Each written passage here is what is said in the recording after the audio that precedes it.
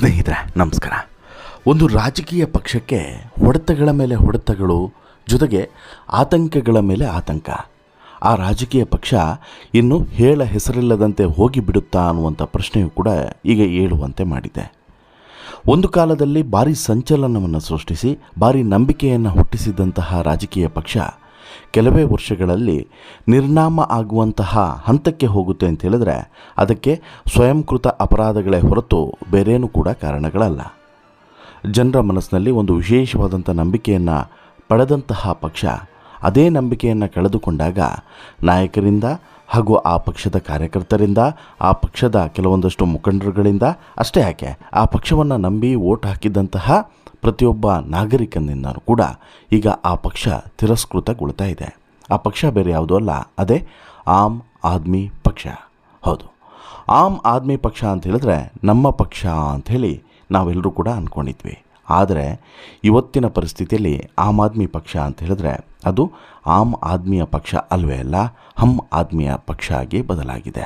ಅಂದರೆ ಕೆಲವು ಜನರ ಪಕ್ಷ ಆಗಿ ಬದಲಾಗಿದೆ. ಅದರಲ್ಲೂ ಕೂಡ ಅರವಿಂದ್ ಕೇಜ್ರಿವಾಲ್ ಅವರ ಕೆಲವೊಂದಷ್ಟು ನೀತಿಗಳು, ಅವರ ನಿರ್ಧಾರಗಳು ಪಕ್ಷದ ಒಳಗಡೆ ಸಂಪೂರ್ಣವಾಗಿ ಬಿರುಕು ಮೂಡುವಂತೆ ಮಾಡಿದೆ. ಜೊತೆಗೆ ಮುಂದೊಂದು ದಿನ ಆಮ್ ಆದ್ಮಿ ಪಕ್ಷ ಅನ್ನುವಂಥದ್ದೊಂದು ಪಕ್ಷ ಇತ್ತು ಅನ್ನುವಂಥಕ್ಕೆ ಬಹುಶಃ ಪುರಾವೆಗಳು ಕೂಡ ಉಳಿಲಿಕ್ಕಿಲ್ವೇನೋ ಅನ್ನುವಂಥ ಪರಿಸ್ಥಿತಿ ನಿರ್ಮಾಣ ಆಗ್ತಿದೆ. ಹಾಗಾದರೆ ರಾಘವ್ ಚಡ್ಡಾ ಆಮ್ ಆದ್ಮಿ ಪಾರ್ಟಿಯನ್ನು ಬಿಟ್ಟು BJP ಸೇರಿದ್ರೆ ಅಂಥ ದೊಡ್ಡ ಬದಲಾವಣೆ ಹೇಗ್ರಿ ಆಗುತ್ತೆ ಅಂತೇಳಿ ನೀವು ಕೇಳಬಹುದು.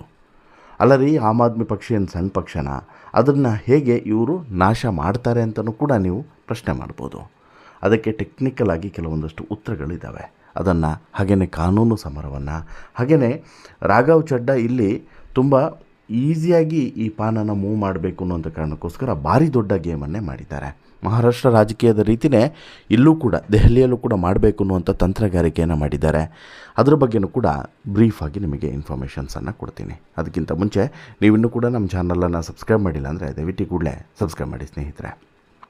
S, no doubt, Aam Aadmi ಪಕ್ಷದ ರಾಜ್ಯಸಭಾ ಸದಸ್ಯರಾಗಿದ್ದಂಥ ರಾಘವ್ ಚಡ್ಡಾ ಸೇರಿದಂತೆ 7 ಜನ ರಾಜ್ಯಸಭಾ ಸದಸ್ಯರು ಆಪನ್ನು ತೊರೆದು BJPಗೆ ಸೇರ್ಪಡೆ ಆಗ್ತೀವಿ ಎನ್ನುವಂತಹ ಘೋಷಣೆಯನ್ನು ಶುಕ್ರವಾರ ಯಾವಾಗ ಮಾಡಿದ್ರೋ ಅದಾದ ಬಳಿಕ ಆಮ್ ಆದ್ಮಿ ಪಕ್ಷದಲ್ಲಿ, BJP ಬಣದಲ್ಲಿ, ಹಾಗೆಯೇ ರಾಜಕೀಯ ಚದುರಂಗದಲ್ಲಿ ಭಾರಿ ಚರ್ಚೆಗಳು ಕೂಡ ನಡೀತಾ ಇದ್ದಾವೆ. ಈಗಾಗಲೇ ಅರವಿಂದ್ ಕೇಜ್ರಿವಾಲ್ ಅವರು ಒಂದಷ್ಟು ಪ್ರತಿಕ್ರಿಯೆಗಳನ್ನು ಕೂಡ ಕೊಟ್ಟಿದ್ದಾರೆ. BJPಯಿಂದ ಪಂಜಾಬಿಗಳಿಗೆ ಮೋಸ ಆಗಿದೆ ಅಂತೇಳಿ ಸ್ಟೇಟ್ಮೆಂಟನ್ನು ಕೊಟ್ಟಿದ್ದಾರೆ. ನಿಜವಾಗ್ಲೂ ಕೂಡ ಆಮ್ ಆದ್ಮಿಯಿಂದ ಪಂಜಾಬರಿಗೆ ಮತ್ತು ದೆಹಲಿಯ ಜನರಿಗೆ ಮೋಸ ಆಗಿದ್ದು ಅನ್ನೋದನ್ನು ನಾವಿಲ್ಲಿ ಅರ್ಥ ಮಾಡ್ಕೊಳ್ಬೇಕು. ಜೊತೆಗೆ ಇವರ ಮೇಲೆ ಇಟ್ಟಂಥ ನಂಬಿಕೆಯನ್ನು ಇವರು ಕಳೆದುಕೊಂಡ್ರು ಅನ್ನೋದನ್ನು ಕೂಡ ನಾವಿಲ್ಲಿ ಅರ್ಥ ಮಾಡ್ಕೊಬೇಕು.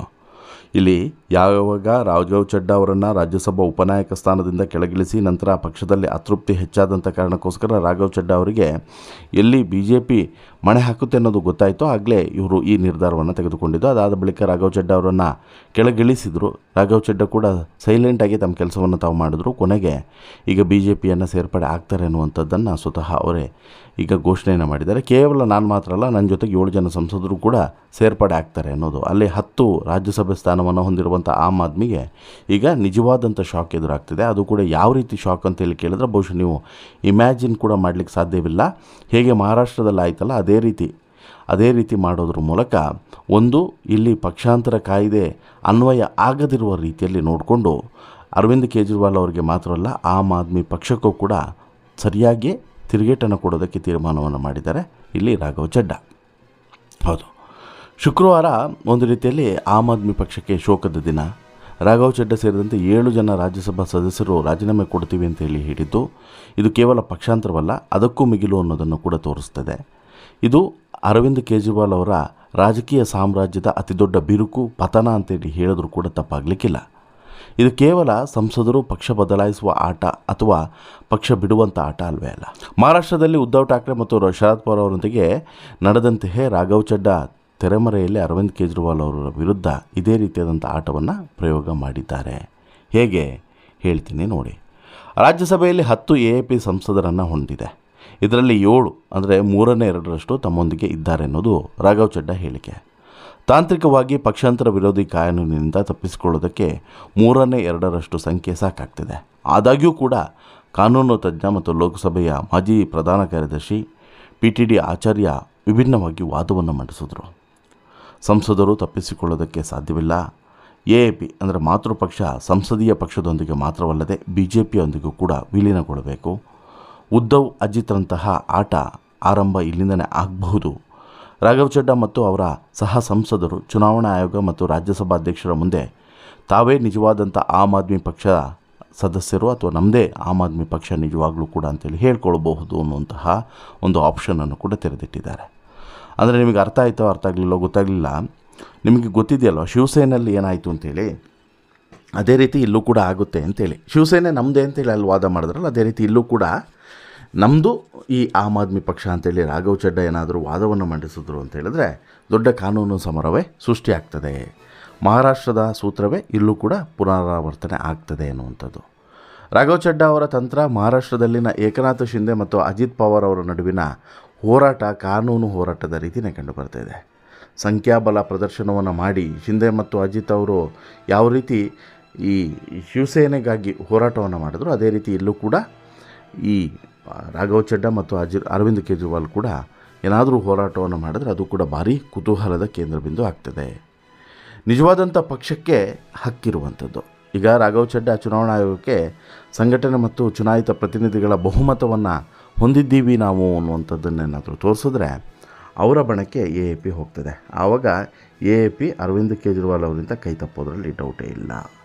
ಇನ್ನು ಈ ಎಲ್ಲ ಸಂಗತಿಗಳ ಬಗ್ಗೆ ರಾಜಕೀಯದಲ್ಲಿ ಬೇರೆ ಬೇರೆ ರೀತಿ ಚರ್ಚೆ ಆಗ್ತಾಯಿದ್ರೆ ಅಣ್ಣಾ ಹಜಾರೆ ಅವರು ಕೂಡ ಮಾತನಾಡಿದ್ದಾರೆ. ಅವ್ರು ಕೊಟ್ಟಿರುವಂಥ ಸ್ಟೇಟ್ಮೆಂಟ್ ಇದೆಯಲ್ಲ, ತುಂಬ ಸೀರಿಯಸ್ ಆಗಿ ಅರವಿಂದ್ ಕೇಜ್ರಿವಾಲ್ ತೆಗೆದುಕೊಳ್ಬೇಕಾಗಿರುವಂಥದ್ದು.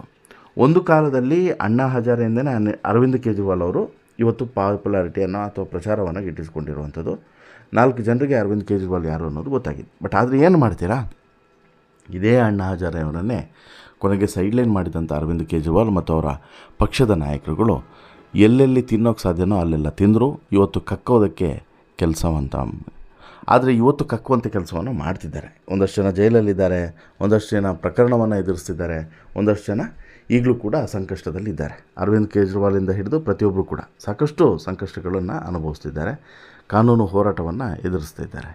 ಈ ಸಂದರ್ಭದಲ್ಲಿ ಈಗ ಒಂದು ಕಡೆ ರಾಘವ್ ಚಡ್ಡಾ ಕೊಟ್ಟಂಥ ಏಟು, ರಾಘವ್ ಚಡ್ಡಾ ಅವರ ಆಲೋಚನೆ, ಇದು ಎಲ್ಲೋ ಒಂದು ಕಡೆ ಆಮ್ ಆದ್ಮಿ ಪಾರ್ಟಿಗೆ ಭಾರಿ ದೊಡ್ಡ ಹೊಡೆತ ಅಂತ ಹೇಳಿದ್ರು ಕೂಡ ಸುಳ್ಳಾಗಲ್ಲ.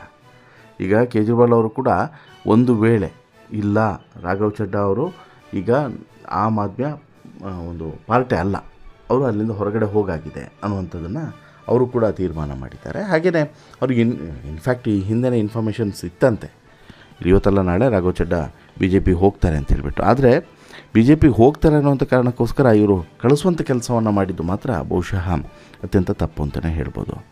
ಈಗ ಈ ಪಕ್ಷದ ಮೂಲಗಳ ಪ್ರಕಾರ ರಾಘವ್ ಅವರನ್ನು ರಾಜ್ಯಸಭೆ ಉಪನಾಯಕ ಹುದ್ದೆಯಿಂದ ತೆಗೆದುಹಾಕಿದ ತಕ್ಷಣವೇ ರಾಘವ್ ಚಡ್ಡಾ ಮತ್ತು ಕೇಜ್ರಿವಾಲ್ ನಡುವಿನ ಅಂತರ ಹೆಚ್ಚಾಯಿತು.